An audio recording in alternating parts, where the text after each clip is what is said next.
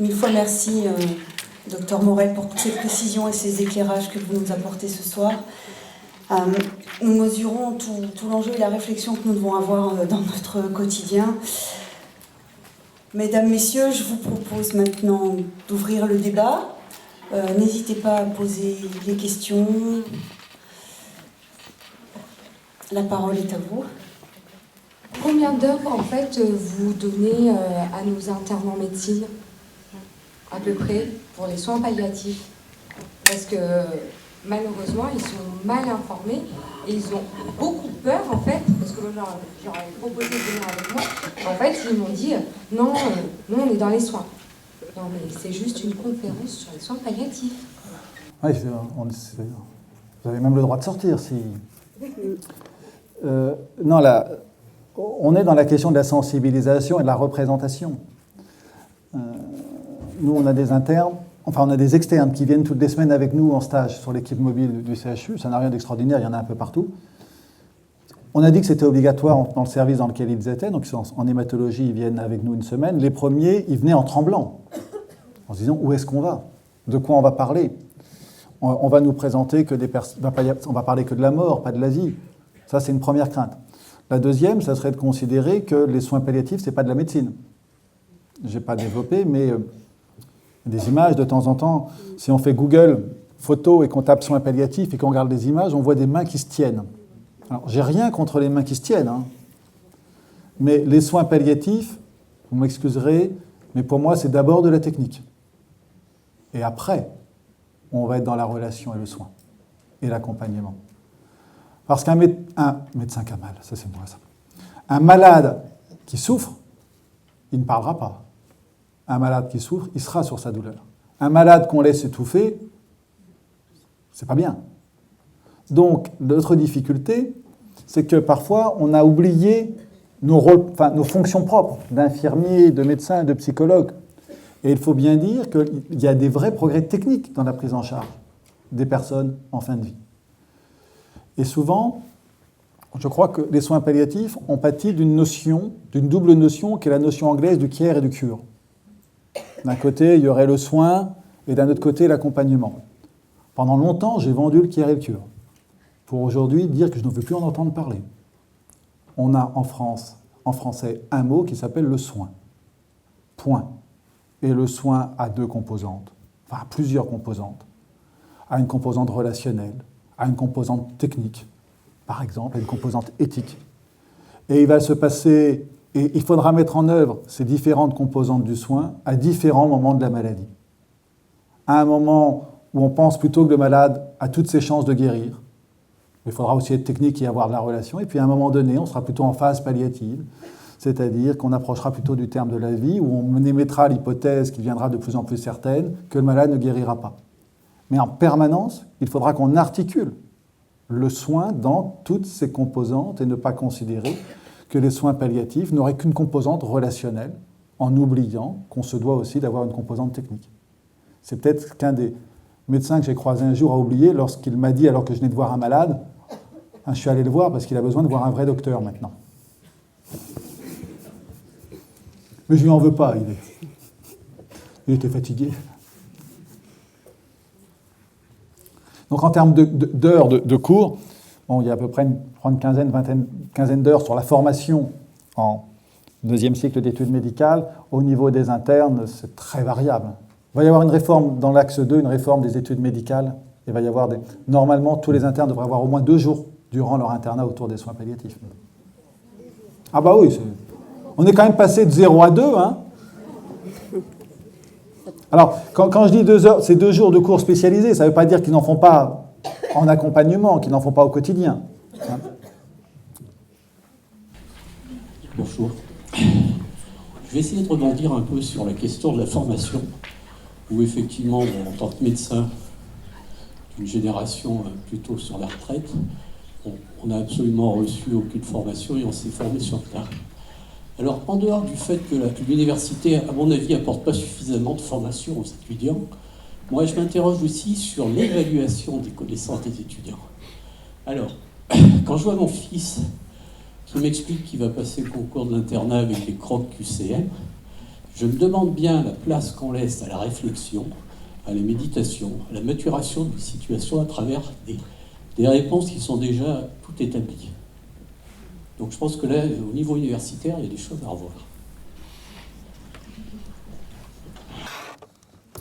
Pour faire suite à ce que vous dites, auquel j'adhère totalement, imaginez que, sur ce que je viens de vous dire, l'évaluation, donc si je faisais ça aux étudiants, l'évaluation que j'aurais envie de leur faire spontanément, c'est d'avoir une phrase libre et de réfléchir à la mort aujourd'hui ou comment accompagner un patient, vous voyez, c'est d'avoir la réflexion. Non, il faudrait que je leur dise, d'après la loi Claes-Leonetti du 2 février 2016, l'acharnement thérapeutique est défini par 2 points à la ligne petite 1, un traitement utile. Non, c'est faux, hein, c'est inutile, mais ça c'est pour. Petit 2, toc toc toc. Petit 5, aucun des items précédents n'est vrai. C'est ça les QCM. C'est comme ça qu'on évalue les étudiants en médecine. On évalue une capacité de mémorisation pure. Alors notre grande difficulté, c'est d'essayer au travers des QCM quand même, d'essayer de les faire réfléchir. Et derrière, ce qu'il faut voir, c'est que derrière ce concours, il ne faut pas leur en vouloir, c'est leur vie professionnelle en entier qui en dépend, non seulement ce qu'ils vont faire, mais leur lieu d'exercice. Donc ils répondent d'abord à la règle avant d'aller dans la réflexion. Donc je partage totalement, je retiens totalement ce que vous dites pour moi aussi. Merci. D'abord, joyeux anniversaire à Palliadome, voilà, 10 ans. On a dit tout à l'heure qu'on souhaitait leurs 20 ans, leurs 30 ans. Je voulais savoir, au travers le programme national des soins palliatifs, quelle était la place des réseaux, comment on voit l'avenir des réseaux. Je ne pouvais pas venir aux 10 ans sans avoir cette question. Ce n'est pas moi qui définis la politique de santé. La seule chose que je peux essayer de voir, c'est comment s'adapter à une politique de santé qui est définie par le ministère. Il y avait un système qui était le système des réseaux avec ses avantages et ses inconvénients. D'abord, ses avantages, c'est rapidement, il porte en lui-même 3 caractéristiques fortes et 3 compétences fortes que sont la coordination, l'expertise et la capacité d'accompagnement, de compagnonnage ou de formation. Voilà pour moi les 3 grandes caractéristiques. Un des inconvénients des réseaux tels qu'ils sont pensés aujourd'hui, c'est les tuyaux d'orgue. Vous avez un diabète, un cancer, vous êtes âgé, avec un peu d'asthme. En gros, vous pourriez demander à 4 réseaux de s'occuper de vous. Les 4 vont avoir des compétences de coordination, je pense, à peu près identiques. Mais après, la difficulté va être sur la spécificité, sur l'expertise, sur la situation. Mais on sent bien que notre problème en France, c'est de savoir qui il faut appeler. C'est-à-dire, on imagine imaginez que vous êtes dans un pavillon et que vous avez pour chaque réseau une maison différente. Vous n'allez pas forcément savoir à quelle porte frapper. Donc l'idée, qui sur le fond ne me semble pas mauvaise, serait d'essayer de différencier ce qui relève de la coordination, d'une compétence, et de ce qui relève de l'expertise et du compagnonnage en même temps, qui est une autre compétence, en faisant en sorte que chacun soit le plus possible dans son rôle propre et dans ses compétences à lui. Et à ce moment-là, l'idée serait de dire qu'on n'est pas dans des pavillons éclatés avec des portes différentes, mais qu'on est dans un grand immeuble, par exemple, je prends cette image-là, avec une première pièce, un premier hall, qui serait finalement le hall de la coordination. Et à partir de là, ensuite, on serait capable d'aller chercher l'expertise au sein de l'immeuble. On lui dirait, maintenant, vous montez deuxième porte à droite. Ah bah oui, mais là, j'ai besoin d'autre chose, je redescends à l'accueil, et à l'accueil, on dira, bah tiens, pour là, vous allez première porte à gauche, premier étage à gauche. Mais premier étage à gauche, on n'aura pas besoin de tout redire parce qu'il y aura déjà eu quelque chose de commun au sein de l'immeuble. La difficulté, c'est que quand le ministère a pensé, en particulier ce qu'on appelle les plateformes territoriales d'appui, c'est-à-dire la question de la coordination, un peu en réponse aux évaluations sur les réseaux qui, pour certaines, étaient difficiles et montraient parfois une incohérence entre les réseaux, c'est qu'ils n'ont pensé que la coordination. Aujourd'hui, je crois qu'ils ont entendu qu'il fallait également apporter la question de l'expertise. Donc la question aujourd'hui est de dire comment les réseaux peuvent s'adapter dans ce nouveau dispositif en travaillant avec les autres réseaux ou en travaillant avec les équipes mobiles de soins palliatifs ou les unités de soins palliatifs. Et comment, ensemble, ils vont pouvoir être force de proposition pour garder très clairement le fondement qui est l'expertise de l'accompagnement d'une personne qui peut mourir. Donc je crois que c'est ça, ce travail d'adaptation qu'il faut faire. Certains y sont complètement, d'autres un petit peu moins. Chacun avance à son rythme dans cette adaptation, mais c'est une adaptation qu'il faut faire. C'est-à-dire qu'on ne va pas travailler dans 10 ans comme on a travaillé aujourd'hui et comme on travaillait il y a 10 ans. Donc par contre, vraiment garder la force de l'expertise et s'assurer qu'il n'y ait plus de doublons de structure et qu'il n'y ait plus de zones blanches. Et encore aujourd'hui, il y a trop de doublons, il y a trop de zones blanches. Moi, je viens d'une région où, par exemple, sur un même territoire, il y a même département, il y a 3 réseaux pour faire la même chose. Un autre où il y a 3 HAD pour faire quasiment la même chose. Vous voyez, c'est ça la question. On oblige à penser les ressources que nous avons. Mais quand je dis ça, je continue de penser que les réseaux ont de très grandes compétences, mais qu'il faut arriver à s'adapter à un dispositif qui est moins un dispositif en silo que celui que l'on a. Il suffit de voir, par exemple, les autres dispositifs de coordination comme les Maya. Enfin, on a été capable d'inventer un millefeuille à tel point que maintenant, il faut une coordination des coordinateurs. Hein. C'est ça, le niveau où on en est rendu. Et j'ai des personnes du Canada qui viennent en France la semaine prochaine, ils m'ont demandé de leur expliquer la coordination en France. Si vous pouviez m'aider, moi, j'y arrive pas.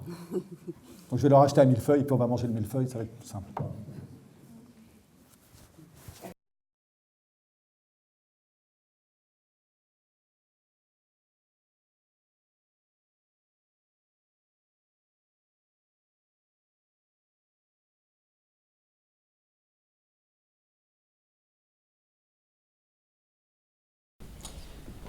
Personnellement, je suis fondamentalement opposé au fait qu'un médecin ou un autre professionnel de santé puisse décider du moment de la mort d'une personne.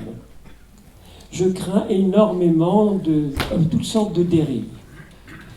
Ceci dit, qu'est-ce qui se passe si un patient se trouve en situation de santé très très mauvaise et si sa situation est incurable et si ce patient ne veut pas mourir, qu'est-ce qui se passe? J'espère qu'on le maintient en vie.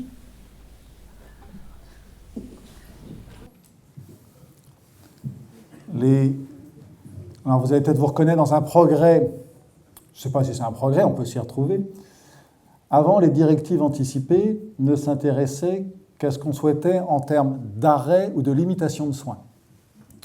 Aujourd'hui, dans les directives anticipées, nous pouvons également dire ce que nous souhaitons poursuivre comme soins. Donc voilà une réponse. Mais la question, c'est que faisant ça, ça crée aussi peut-être d'autres situations problématiques en termes de risque d'acharnement thérapeutique. Donc j'entends parfaitement votre question de se dire, aujourd'hui, on est dans l'obligation de faire confiance au corps médical quand je ne peux plus m'exprimer. J'entends bien ça, hein, comme élément. Je ne suis pas sûr qu'on ait trouvé aujourd'hui d'autres solutions ou d'autres réponses moins mauvaises que celle-là.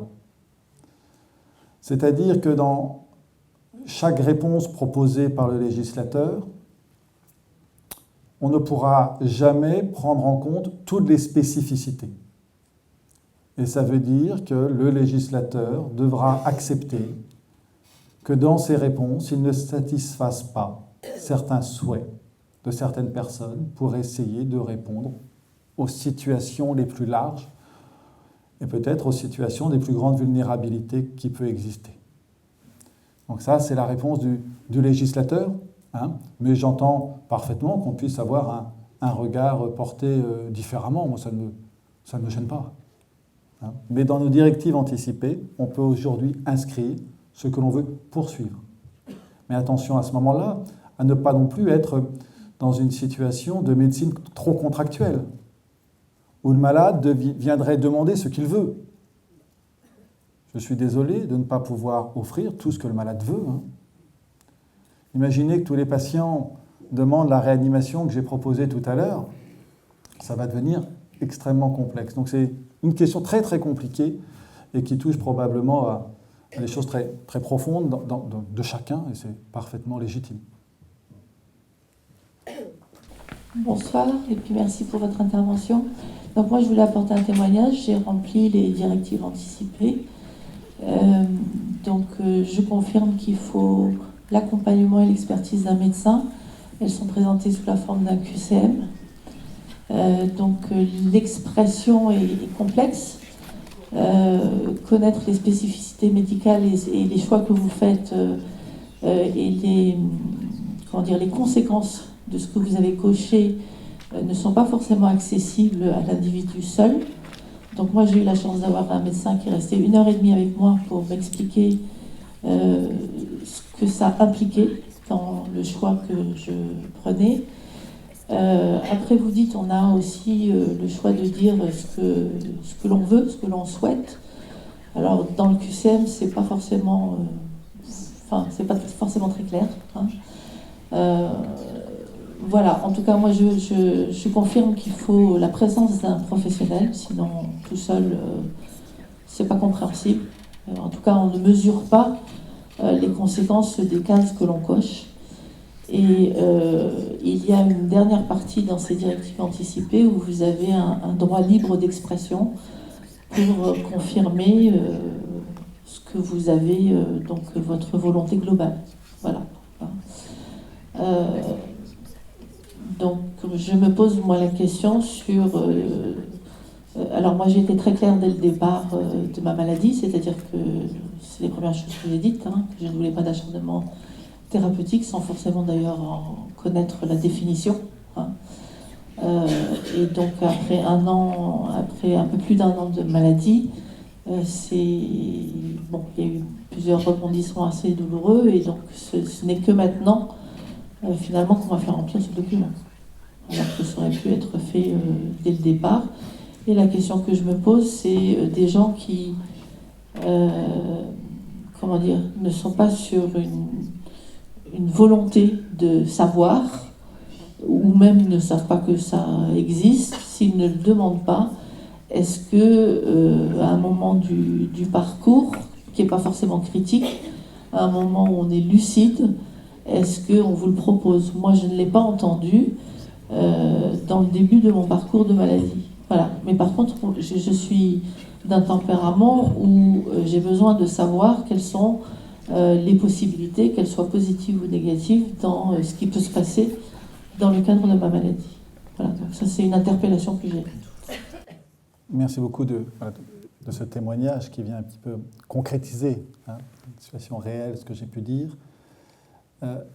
Aujourd'hui, on doit proposer, et la loi invite à proposer, à dire 2 choses. 1, qu'on pourra accompagner les personnes à domicile, et 2, l'écriture des directives anticipées. Peut-être pour faire le lien avec monsieur, ce qu'on doit, c'est proposer. Et aujourd'hui, bien entendre que si j'ai écrit des directives anticipées, donc si vous avez par exemple écrit des directives anticipées, elles s'imposent, ce qui est totalement nouveau en 2016. En 2005, le médecin prenait avis.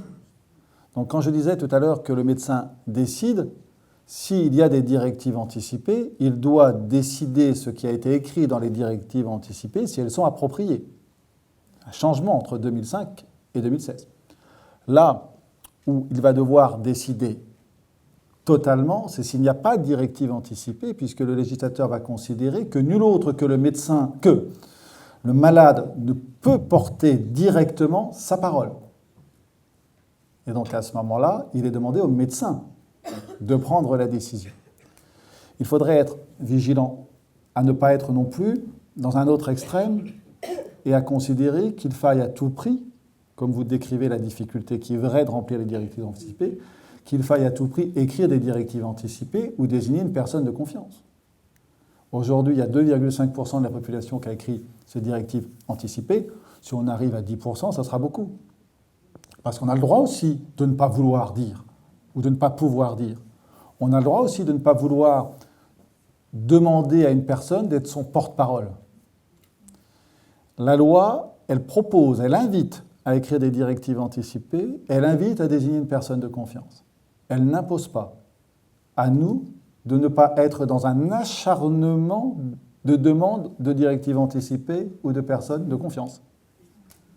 Soyons dans la proposition et ayons finalement le sens clinique pour savoir s'il faut vraiment accompagner la personne à les écrire ou s'il faut plutôt se mettre en retrait pour l'instant et simplement avoir dit que c'était impossible. Parce qu'il y aurait peut-être un risque autrement à imposer à la personne de se projeter dans un avenir qu'elle ne souhaite pas évoquer. Et donc, c'est juger le moment opportun. Et ça, c'est la relation entre l'équipe médicale et paramédicale et la personne malade, lorsqu'elle s'installe vraiment, qu'il y a une vraie confiance, qu'on peut peut-être trouver ce moment opportun. J'ai une deuxième interpellation, excusez-moi. Alors là, ça concerne plus la HAD, donc, puisqu'il en est question pour moi. Donc, la deuxième expérience que j'ai vécue, c'est que je me suis rendu compte que ça, c'est pas quelque chose qui est spontané quand on fait partie d'une section de la population qui n'est pas senior. Voilà, c'est pas quelque chose, moi, que j'ai... c'est pas une démarche spontanée de la part de l'hôpital de dire vous rentrez à domicile avec une organisation médicale parce qu'on part du principe que je suis encore jeune et que je vais pouvoir me débrouiller toute seule. Voilà. Et dans les contacts que j'ai actuellement pour ce qui est question de la HAD, est bien ressorti effectivement que dans l'esprit des professionnels, l'image qu'on en a, c'est un senior. Voilà. Vous décrivez, au travers de l'expérience difficile que vous vivez, ce qu'on a pu entendre lors des débats avec le professeur Sicard, c'est-à-dire une méconnaissance même des professionnels, des dispositifs qui existent. Et à partir du moment où on ne connaît pas les dispositifs, nous professionnels, on veut dire incompétent, parce qu'on n'est pas capable d'offrir et de présenter quelque chose qui existe. Et c'est pour ça que moi je me réjouis qu'à la modification législative, il y ait un plan de santé publique qui vienne soutenir le développement de l'HAD et obliger les médecins à expliquer que l'on peut prendre en charge les patients à domicile. Je voulais poser une question. Quid de l'âge ? Parce qu'en fait, à tout âge, on peut se retrouver dans une situation où on va aborder la fin de vie. Et en fait, plus on avance en âge, plus on est sensibilisé à ce problème. Mais ça peut se produire à tous les âges de la vie. Et qui sera au courant de ces soins palliatifs qui peuvent exister à tout âge de la vie ? Voilà. Les soins palliatifs en France se développent, et c'est très spécifique, de la pédiatrie jusqu'au grand âge. En France, on est le seul pays à avoir organisé 22 équipes régionales ressources de soins palliatifs pédiatriques pour s'assurer que les enfants puissent être pris correctement et soulagés tel qu'on sait le faire aujourd'hui. Ça, c'est la partie technique prise en charge. Ensuite, c'est la partie connaissance du dispositif. J'aimerais faire une petite pirouette en vous disant que ça rejoint la question de l'appréhension de la question de la mort. Aujourd'hui, les parents sont désemparés pour évoquer la question de la mort. Alors on a dit, aller dans une bibliothèque, il y a plein de livres pour raconter la fin de vie.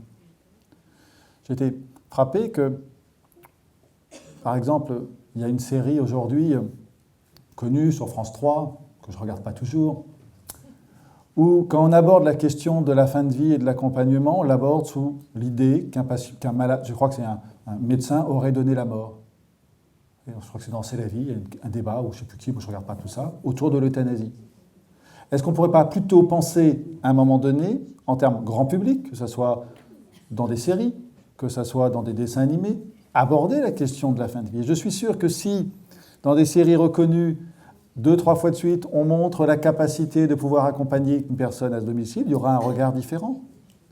Donc c'est à mon avis la question des représentations que nous avons et de notre capacité à investir cette question de la fin de vie.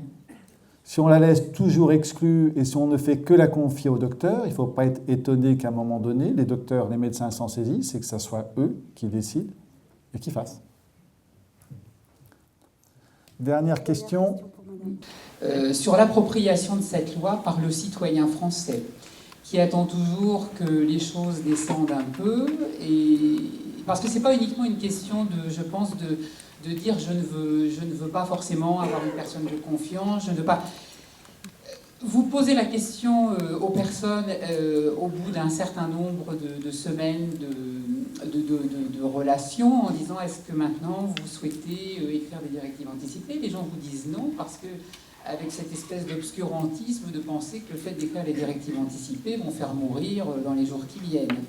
Et combien de personnes en EHPAD, par exemple, sur 70 personnes, ont écrit les directives anticipées? Dans l'établissement où je suis infirmière, il y a 1 ou 2 personnes, ce qui est, je pense, la proportion nationale, en fait.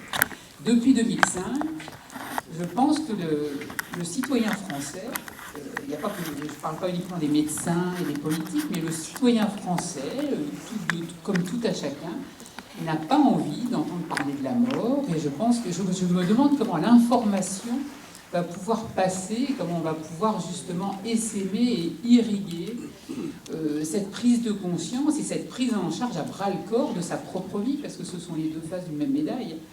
Et depuis 2005, personnellement, je ne vois pas vraiment d'évolution, ni d'un côté ni de l'autre. Oh, vous allez me désespérer, là. Non, peut-être vous dire, parce que j'essaye d'être un peu optimiste, qu'on a réalisé, vous imaginez bien, il y a un certain nombre de sondages, d'enquêtes qui ont été faites, qui ont montré, et j'ai été rassuré, qu'aujourd'hui, globalement, les Français connaissent la loi Leonetti dans ses grands repères. Mais il est paradoxal que ça se fasse au moment même où elle change. Alors même qu'on commence à arriver tous à peu près savoir ce qu'il y a dedans, il faut refaire des pédagogies, la pédagogie du changement. C'est pas simple. Heureusement, ils ne nous ont pas changé la question de l'acharnement thérapeutique. Je crois que sur les directives anticipées, ça répond à une plus grande demande. Il va falloir faire œuvre de pédagogie sur la sédation, ça j'ai essayé de le faire, c'est pas simple. Donc je pense qu'on connaît un petit peu plus, mais ce n'est pas le fait de connaître qui fait qu'on va les évoquer, qu'on va vouloir anticiper. Hein, mais bon, on sait qu'il y a un peu plus de débat. Dans les EHPAD, on voit bien que ça va être aussi peut-être autour d'un projet de service qu'on pourra évoquer ces questions-là. Et donc des personnes comme vous qui êtes sensibles à la question, vous pouvez peut-être justement essayer d'engager des processus pour que dans les 5 à 6 premiers mois d'admission d'un résident dans une EHPAD, on s'arrange à un moment donné ou à un autre pour savoir ce qu'il souhaiterait. Je préfère ça plutôt que de le convoquer à tel jour ou telle heure pour dire maintenant on parle des directives anticipées. Vous voyez, qui serait une rigidité absolue sans nom. Donc on est dans cette prise de conscience que vous avez bien décrit et qui est extrêmement difficile.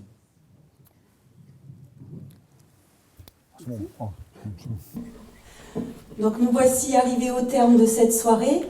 Un grand merci à chacun d'entre vous pour sa présence ce soir. Voilà, merci.